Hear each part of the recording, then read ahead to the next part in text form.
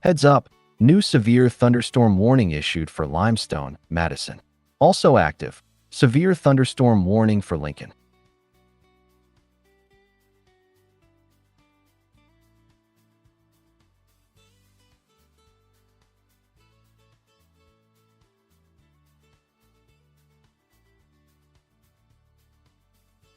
A severe thunderstorm warning is now active for Limestone, Alabama, Madison, and Alabama until about 5 p.m. The main threats with this storm are hail and damaging winds around 60 miles per hour. Storm motion is east at about 25 miles per hour. Head indoors immediately. Stay away from windows and secure loose objects outside. Be smart, be safe.